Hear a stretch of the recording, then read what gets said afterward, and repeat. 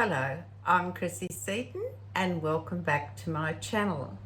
Today's video will be a continuation of the series called the Patriarchs, and we are on video number 13 of Abraham. Now, we're going to move along from our last video and we're skipping over chapter 21 of Genesis, and we will pick up at chapter 22 verses 1 to 19. So just to give you a little bit of information, in chapter 21 we discovered the birth of Isaac, which you can all read about. There will be a link in the description box below where you can catch up on that reading online if you don't have a Tanakh. And in chapter 21, Hagar and Ishmael were expelled, and then there was an alliance between Abimelech with Abimelech at Beersheba. So we're going to now go into chapter 22, and I will read those verses and the commentary. But just as a little introduction before we even start, there's a couple of things I will read here, and this is the Torah commentary, and you can see, I'm just going to give you an indication, that is the actual verses there, 1 to 3 I think it is. But there's a whole heap of commentary you can see on both pages. So it's very important, and we'll concentrate on this commentary rather than going into the Torah anthology today, because this is very comprehensive. So just as a introduction first, it says that we're going to talk about the 10th trial. And this is the Akeidah, the binding of Isaac on the altar. Now, this section epitomizes the Jews' determination to serve God no matter how difficult the circumstances, the very reason for Israel's existence. And as the commentary will note, this test was especially difficult because Abraham could not rationalize that Isaac deserved to die, because he had somehow been found unworthy or that he had become evil. This was decidedly not the case. Isaac's greatness was not only unchallenged, it was ratified by God when he identified Isaac as Abraham's only son, whom he loved, implying that Isaac was still worthy of his exalted status. If so, Abraham could have no other justification for taking Isaac's life than unquestioned obedience to God. Whether or not he could bring himself to do it was the test. And of course, we've all heard this story in part or in full before, and it just boggles the mind when you think about what was asked of Abraham. According to the accepted chronology, Isaac was 37 at the time of the binding. This was derived as follows. Sarah was 90 at his birth and 127 at her death, since she died when she heard that her son had been taken to be slaughtered. There are other notes according to that. He was 37 years old. Now, that bears us to pause for thought, doesn't it? What mother would want to hear that news? What mother could sustain life itself within her veins, knowing that? Now, it also goes on in this commentary and says to say that Abraham's superhuman dedication to God, he was given the promise of Jewish survival and triumph that would sustain us, meaning the Jews, to this day. Now there is further discussion on that, which I won't dwell on in this video. But what we need to understand is, previously, a few videos back, I mentioned about Abraham would have 10 trials. So we're just going to review those and remind ourselves what they were. And there are two opinions or two commentaries related to this. One is by Rashi and the other by Rambam. Now I will read the one by Rashi first. It says, although the sages state clearly that Abraham was tested 10 times, there are several versions of what the tests actually were. Following are the lists of tests given by Rashi and Rambam in their commentaries to the above Mishnah. So as I said, we'll commence with Rashi. So the trial number 1 was Abraham hid underground for 13 years from King Nimrod, who wanted to kill him. Number 2, Nimrod flung Abraham into a burning furnace. Number 3, Abraham was commanded to leave his family and homeland. Number 4, almost as soon as he arrived in Canaan, he was forced to leave to escape a famine. Number 5, Sarah was kidnapped by Pharaoh's officials. Number 6, the kings captured Lot and Abraham was forced to go to war to rescue him. Number 7, God told Abraham that his offspring would suffer under 4 monarchies. Number 8, at an advanced age, he was commanded to circumcise himself and his son. Number 9, he was commanded to drive away Ishmael and Hagar. And number 10, he was commanded to sacrifice Isaac. That was Rashi. Now we're going to look at them from the point of view of Rambam. So we'll begin on the first one. Number 1, Abraham's exile from his family and homeland. Number 2, the hunger in Canaan after God had assured him that he would become a great nation there. Number 3, the corruption in Egypt that resulted in the abduction of Sarah. Number 4, the war with the 4 kings. Number 5, his marriage to Hagar after having despaired that Sarah would ever give birth. Number 6, the commandment of circumcision. Number 7, Abimelech's abduction of Sarah. Number 8, driving away Hagar after she had given birth. Number 9, the very distasteful command to drive away Ishmael. And number 10, the binding of Isaac on the altar. So, now we're going to read the verses, and they will, chapter 22, verses 1 to 19. Yes, 1 to 19. And then the related commentary to those actual verses. So, here we go. Verse 1 of chapter 22. And this calls it the 10th trial. And it happened after these things that God tested Abraham and said to him, Abraham. And he replied, Here I am. And he said, Please take your son, your only one whom you love, Isaac, and go to the land of Moriah. Now that's Jerusalem. Bring him up there as an offering upon one of the mountains, which I shall tell you. So Abraham woke up early in the morning and he saddled his donkey. He took his 2 young men with him and Isaac, his son. He split the wood for the offering and stood up and went to the place of which God had spoken to him. Verse 4 we're up to now. On the 3rd day, Abraham raised his eyes and perceived the place from afar.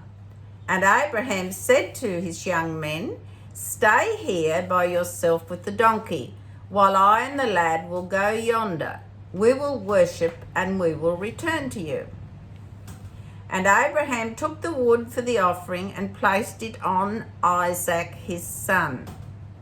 He took in his hand the fire and the knife, and the two of them went together. Then Isaac spoke to Abraham his father and said, "Father." And he said, "Here I am, my son." And he said, "Here are the fire and the wood, but where is the lamb for the offering?" And Abraham said, "God will seek out for himself the lamb for the offering, my son." And the two of them went together. Verse 9 we're at now. They arrived at the place of which God had spoken to him. Abraham built the altar there and arranged the wood. He bound Isaac his son, and he placed him on the altar atop the wood. Abraham stretched out his hand and took the knife to slaughter his son. And an angel of Hashem called to him from heaven and said, "Abraham, Abraham." And he said, "Here I am." And he said, "Do not stretch out your hand," this is meaning the angel, "do not stretch out your hand against the lad, nor do anything to him, for now I know that you are a God-fearing man." Powerful statement. Very powerful. "Since you have not withheld your son, your only one, from me."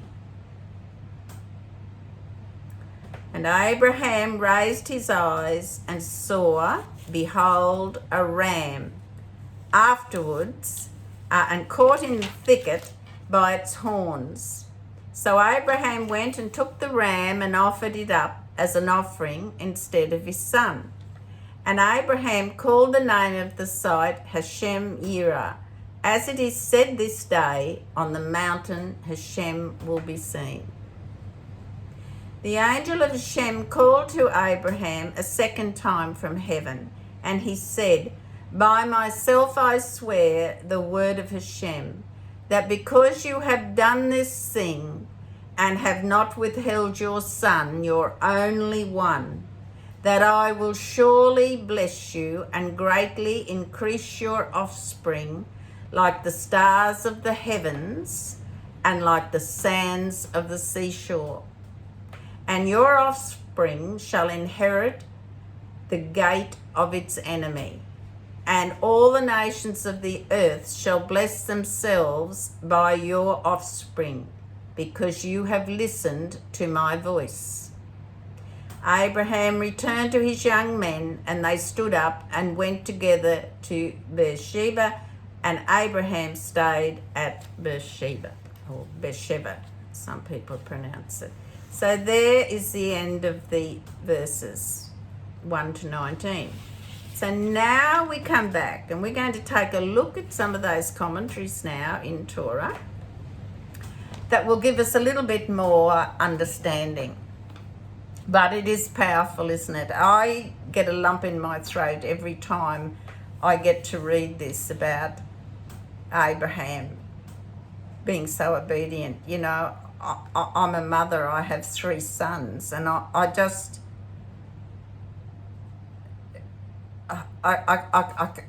can't imagine what must have gone through Abraham's mind. What faith and what obedience. Just amazing. Absolutely amazing. So, let's take a look now at these verses, and we're going to start with verse 1, and then we'll go through each verse. So the commentary says that God tested, now literally the same God who had revealed himself to Abraham and had given him Isaac as the culmination of his life's goal, now tested him to see if he would give up his treasured son. That lump there. This is the only one of Abraham's 10 trials that the Torah explicitly calls a test, because the others were carried to completion as he understood them. Abraham actually left his homeland, sent away Ishmael, and so on. But this one remained nothing more than a test, because God did not permit Abraham to slaughter Isaac. Thanks be to God. The Midrash renders in the sense of elevated, like a banner that flies high above army or ships. Hence the verse would be rendered, and God exalted Abraham, trial upon trial, greatness after greatness. Abraham could achieve nothing higher. And after these events, we do not find God addressing Abraham again, for he had achieved the zenith of his potential. He certainly had.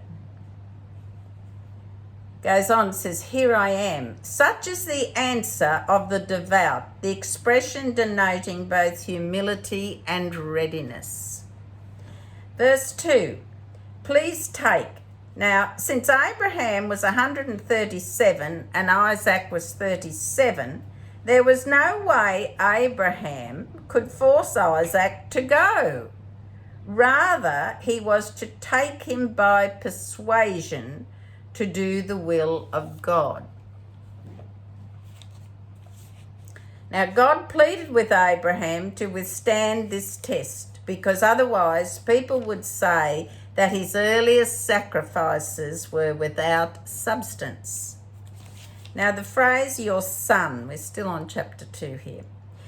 God did not immediately reveal to Abraham the clear identity of the intended offering. The Talmud records the conversation as follows. This is interesting. God said, "Take your son. But I have 2 sons. Which should I take?" The answer was, "Your only one. But each of them is the only son of his mother." The answer, "Whom you love," God answered, "but I love them both." There are 2 reasons, I love them both, and then it says, "I mean Isaac," God replied.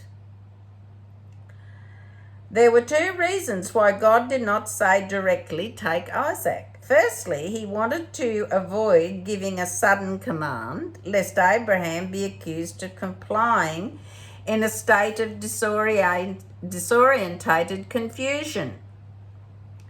This is also a reason for having him travel for 3 days of reflection before carrying out the injunction.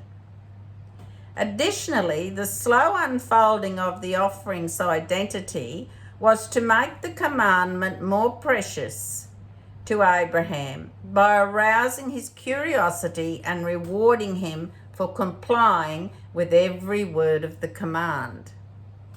Now, Moriah, meaning Jerusalem, the sages explained that Jerusalem was so named because the teachings went forth from it out into the world.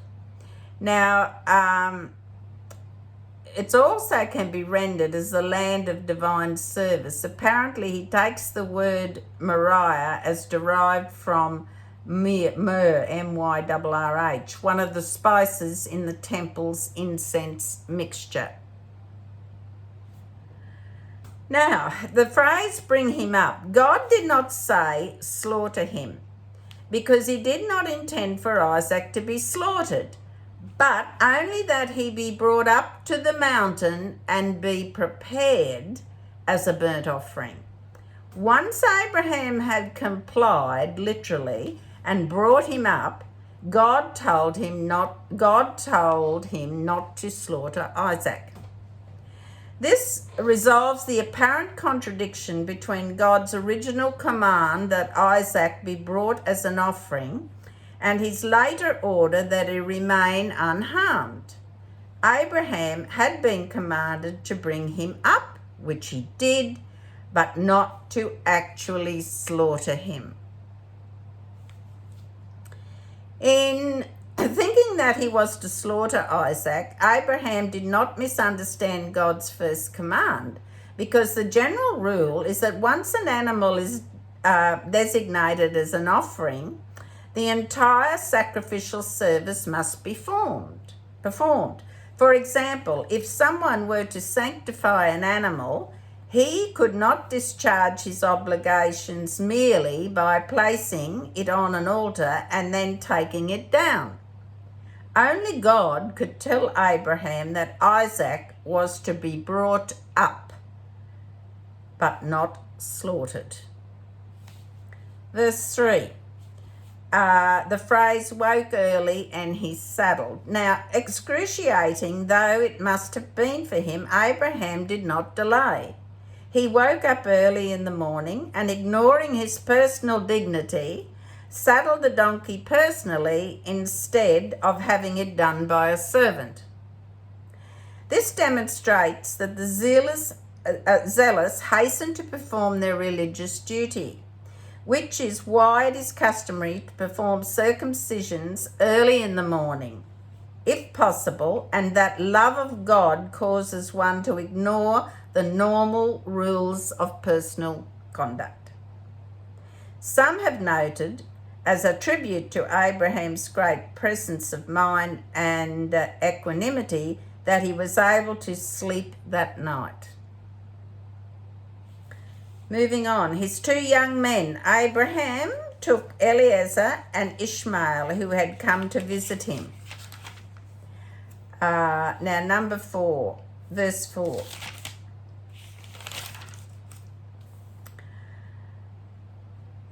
Verse 4 says, and perceived the place from afar. Abraham saw a cloud hovering over the mountain and recognized it as a signifying God's presence. He said, Isaac, my son, do you see what I see? Yes, Isaac said, and Abraham understood that Isaac had the degree of spiritual insight that made him worthy to be an offering. He then turned to the two attendants and asked, do you see what I see? They did not. Noting this, Abraham put them in the same category as his donkey.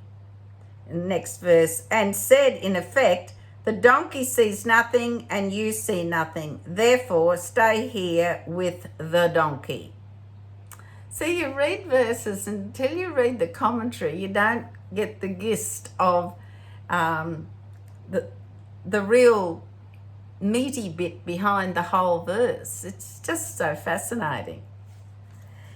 Verse number 5, and I will return. The voice is in the plural, even though, since Abraham planned to sacrifice Isaac, he should have said, and I will return to you. Unwittingly, he prophesied that both of them would return. Verse 6, and the two of them went together. Now, this means in complete harmony. Abraham, who knew that he was going to slay his son, went with the same alacrity as Isaac, who thought that he was joining his father in offering an animal. In verse 8, this phrase is repeated. By then, Isaac knew that he would be the offering. Yet the two of them still walked together with the same attitude and common purpose, a tribute to them both. Oh, it is hard to even grasp that, isn't it? Verses 7 and 8 commentary continue here. But where is the lamb? Until now, Isaac did not know the true purpose of the journey. But as they walked towards the mountain with no animal in sight, he suspected the nature of the test, and he asked this probing question. Abraham answered delicately, God will seek out for himself the lamb. But if there is no lamb, then you, my son, will be the offering. Then Isaac understood, according to Rashi that is, that the much younger Isaac could have resisted or fled easily, but he walked on together with Abraham. So there's an interesting point too. He could have just said, oh, I'm out of here, and been gone in a couple of leaps and bounds. Verse 9. He bound Isaac. Now, why did Abraham tie him? And could he bind a 37-year-old man without his consent? Isaac said, Father, I am a vigorous young man and you are old. I fear that when I see the slaughtering knife in your hand, I will instinctively jerk and possibly injure you. I might also injure myself and thus become unfit for the sacrifice. Or an involuntary movement by me might prevent you from performing the ritual slaughter properly. Therefore bind me well, so that at that final moment I will not be deficient in filial honour and respect, and thereby not fulfil the commandment properly. Thereupon Abraham immediately bound Isaac. Now, those few insights, just, you have to read them several times to grasp all that entails. Abraham, what was going on in his mind? Isaac saying, bind me well lest I spoil the sacrifice. Verse 10. And he took the knife. Now the sages depict movingly the intensity of the emotion that enveloped the participants. Well, that's an understatement, isn't it? Abraham felt a mixture of joy in fulfilling God's will, but also sadness that his beloved son was about to die. As he reached for the knife, tears streamed from his eyes and fell into Isaac's. Yet he rejoiced to do God's will. I imagine there would have been tears. Abraham looked at Isaac, and Isaac looked up at angels on high. Isaac saw them, but Abraham did not. The angels wept too, as it were, and their tears fell into Isaac's eyes. The angels appealed, Master of the universe, was Abraham not hospitable to strangers? And did he not lead them into your service by proclaiming you as the source of all blessings? Did not Sarah's menses return in Abraham's merit that she might give birth to Isaac?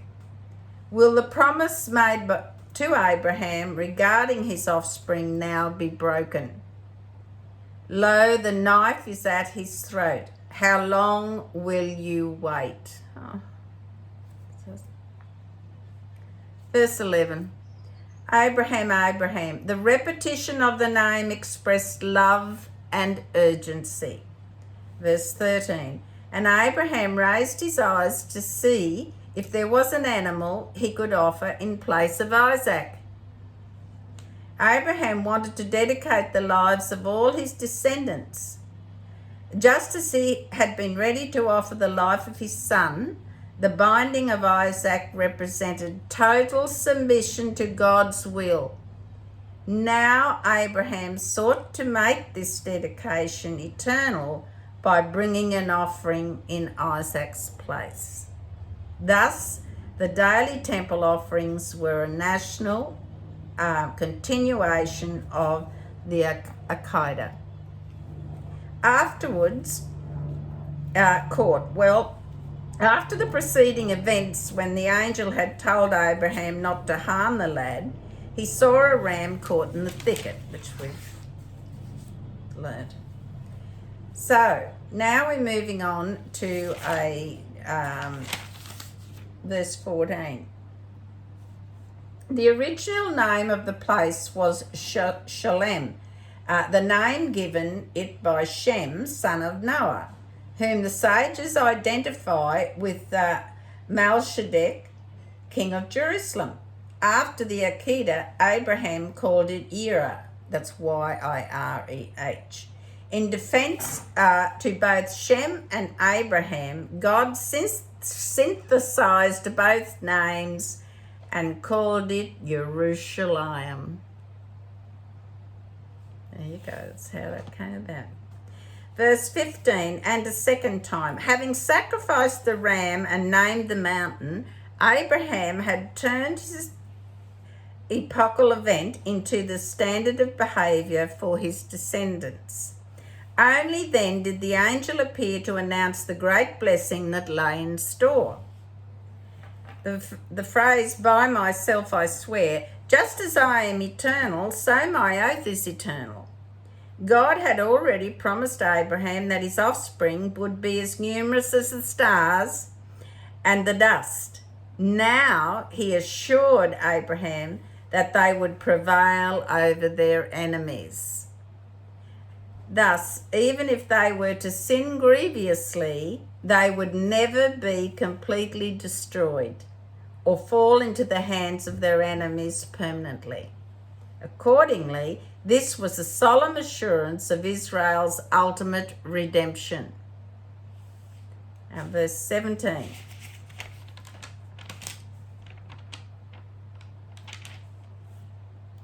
Like the stars of the heavens, when Israel complies with God's will, they resemble the stars of the heavens.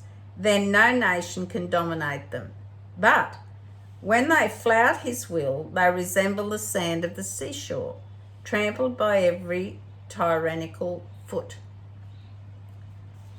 Verse 18, shall bless themselves by your offspring. The nations will pray to God, bless us as you have blessed the offspring of Abraham. And finally, verse 19, it says the word together. For the third time, the Torah tells that father and son went with the same mind. Earlier, it indicated their joint ascent to new dimensions of greatness.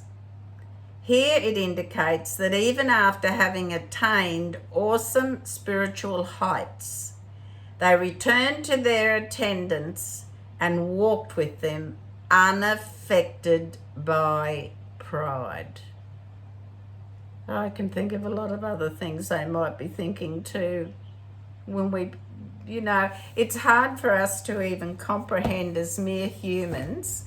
Like I said with myself, the thought of one of my sons having to be sacrificed I'd become demented. But what faith, what absolute total faith and obedience Abraham had. We know and understand how remarkable he was. He was truly one of the greatest patriarchal father, from whom all religions and beliefs have stemmed from. So we all, Gentiles and Jews alike, we all share in this magnificent record of Abraham's life and what he achieved, what he did, his total undivided obedience to Hashem. Just grabs the heart, doesn't it?